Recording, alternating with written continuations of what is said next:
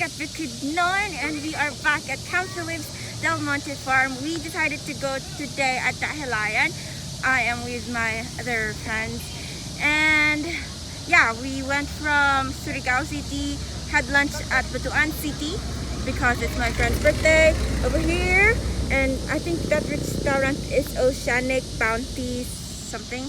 And right now we are at Bukidnon and we are in Camp Phillips. We just passed by the pineapple farm and we are going to the Dahilayan Adventure Park, and I am so excited. That is my vlog about today, so don't forget to subscribe my channel, like this video, comment below if you have been to Dahilayan Park, Dahilayan Adventure Park, and see you there.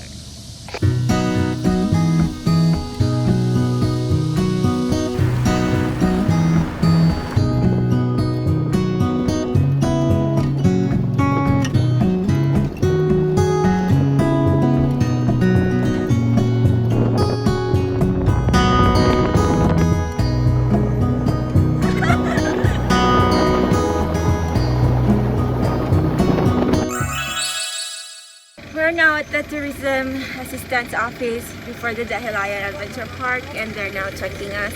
I don't know if they're checking us or they're selling stuff. We're supposed to register our names and pay 5 pesos per person. So, I don't know what this is. So, we're now entering Barangay Dahilayan. I don't know why there's a strawberry there. I thought their produce is pineapple, not the strawberry. So, this is another art. Welcome Barangay Dahilayan.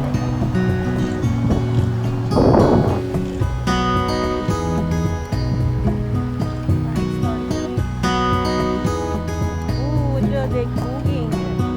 Okay, we're now at the entrance booth, and their entrance fee is only 50 pesos per head. Kung wala kang head, siguro mas less. Anyway, they have this QR code that you have to fill up your name and then your age and then your gender. Entrance gate, ticketing booth, no face mask, and I'm wearing a face mask. Okay, so I think mag-ride pa muna kami para pumunta sa mga adventures. And kalat ata yung mga rides. So they have zipline, they have this alpine something. So they have all these rides. This is the white lane. There's the prices. Okay, so we already paid for our tickets. We got this Zip Extreme package, which is 1-2 per person, and then we added their most recent ride, which is the Alpine coaster ride something. I got only the 1 round, which is 400. If you got the 2 rounds, you'll pay 600 pesos.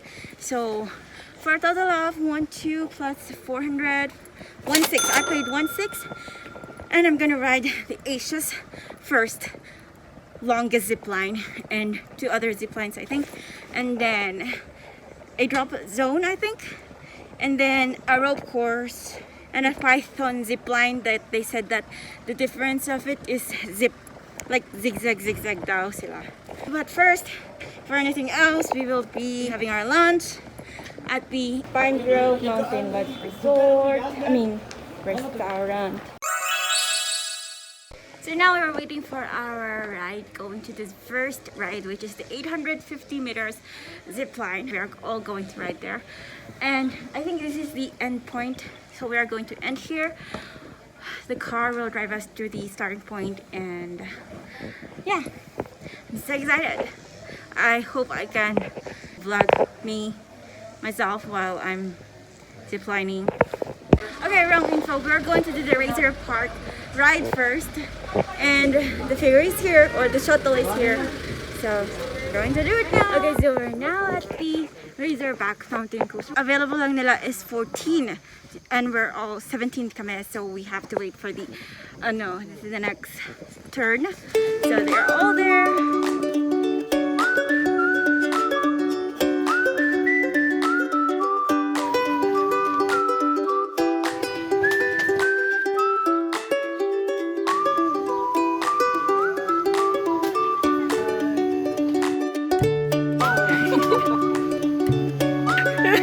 Ayun, last 2. Bye-bye po!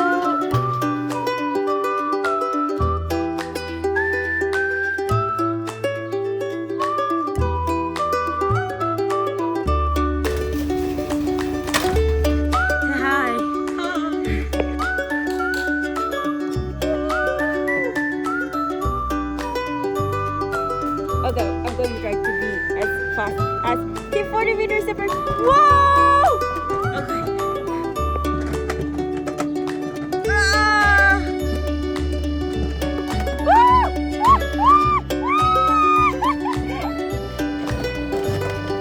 Wow, this is so good. Whoa! Ah! Oh, okay, so there's signages pala ng brakes. Okay, so we can go as fast pala. Okay, my brakes out. Stopping prohibited. Ah! Wow!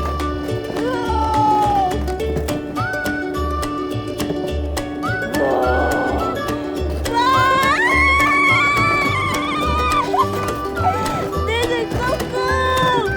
Wow! Wow! Dig! Oh my goodness! Okay, curve coming! Whoa!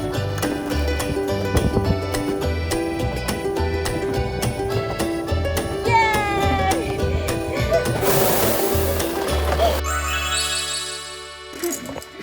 Disgrasya daw sa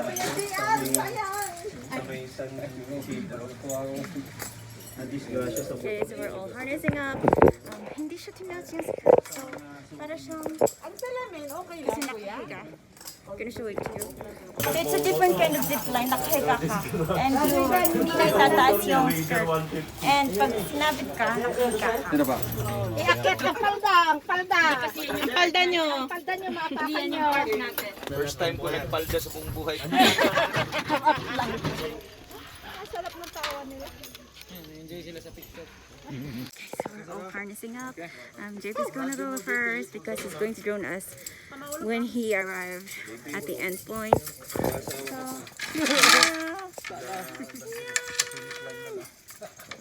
and yan yung pumunta namin. So it's getting foggy. Okay, mga paa, bawal na igalaw. Okay, bawal na nakabend ha. Naku, paano ako makalakad? Okay, then, paglabas sa gate is nakadipa. Para may pang resistance ka naman. Pag sa landing na poster, may signboard kayong makikita dun. Head down. Pag malapit na kayo sa signboard na head down, yung dalawang kamay sa gilid. Then yuko until mag-stop sa automatic brake. Tapos bawal mga magsaranis na. Okay sir, ready? Hey! Single rider, full one.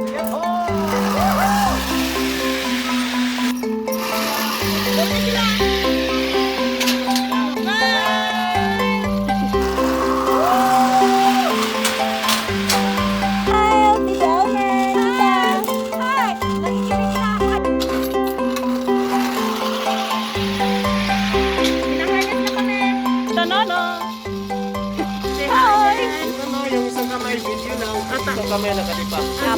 Kuya, wait lang. Nakaano yung walkie-talkie sa akin. I'm just waiting for the girls. You excited? Okay, ready?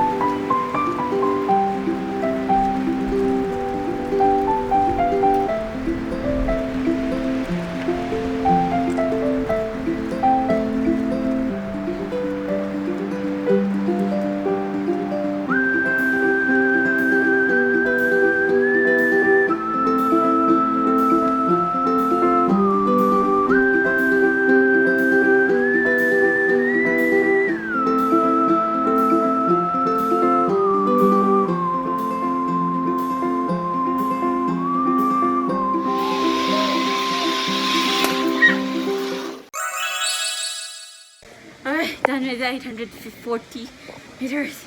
Oh, the landing was kind of rough.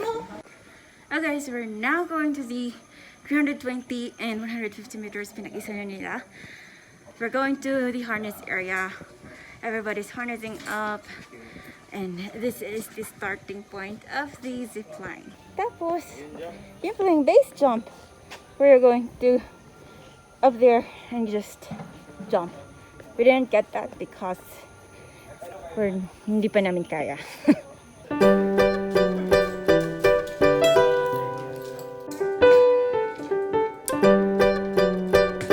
So yung 840 meters, ang maximum kilo niya is 100 kilos. So meron kaming kasama na 118. So fortunately and buti naman tinanggap siya dito sa 320 and 150 meters, which wala naman silang weight limit. So Palang nakaupo. yun siya.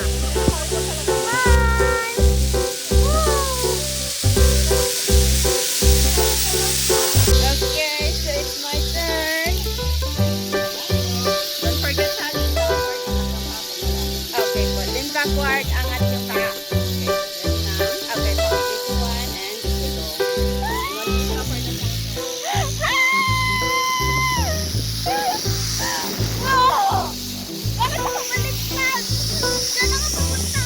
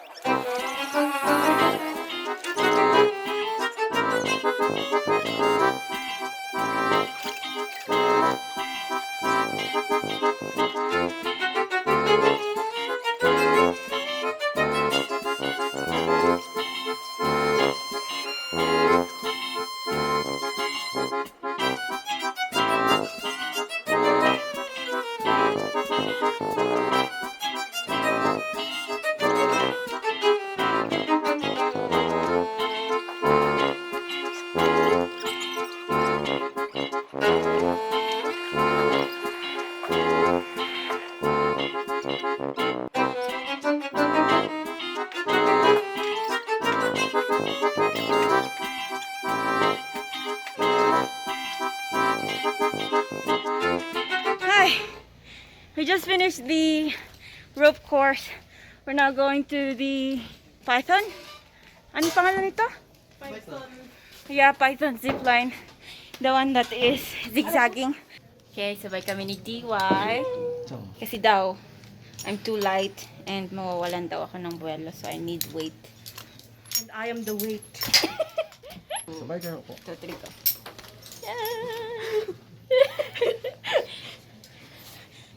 Yung legs ko. Guys, wait lang guys. Okay ka lang? Yan. Ay, apa.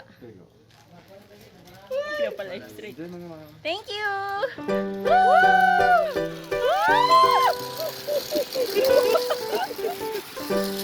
Love and travel! Saya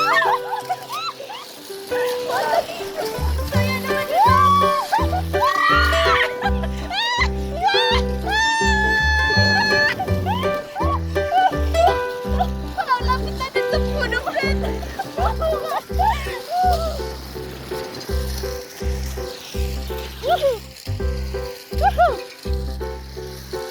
Susunod pala si Kuya.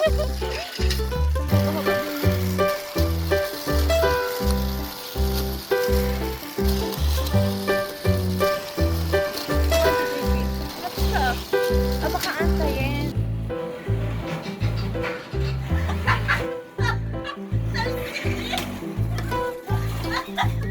It was fun. Ang ganda nun. One of my fave. We are going to the drop zone now. And the most scariest part of the Dahilayan Park Zone.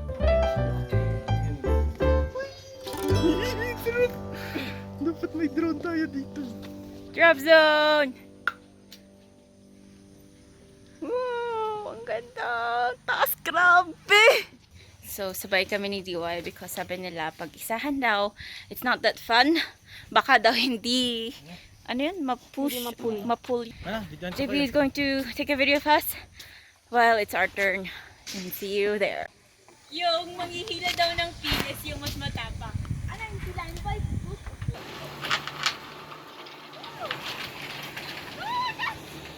Ang bilis.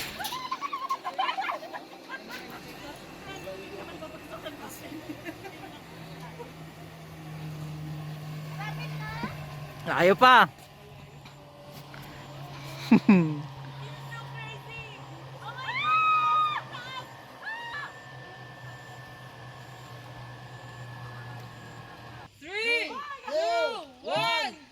Hila! 3, 2, 1! Wala naman!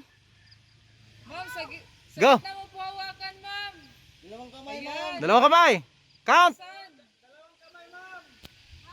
Gamitan nga.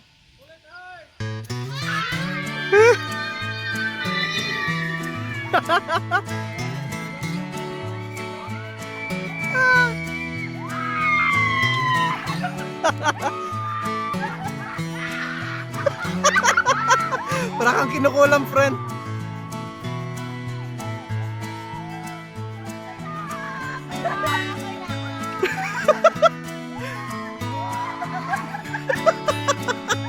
Kinulam siya.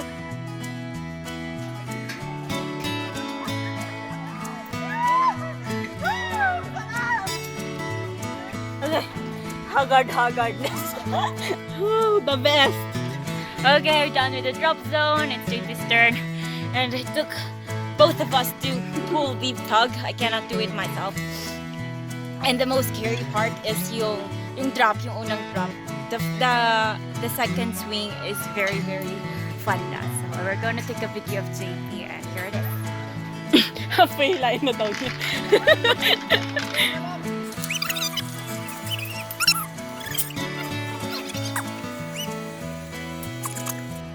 Kaya mo yan! Woo! Gabag ka! 3, 2, 1, go!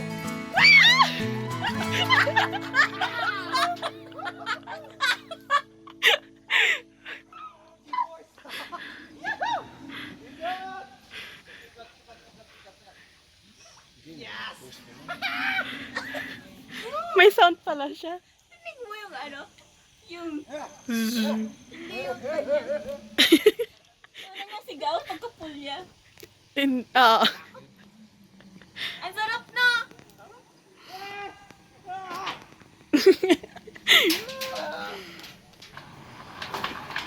Pag mas mabigat niya, mas matagal. Ikot yung sarili niya.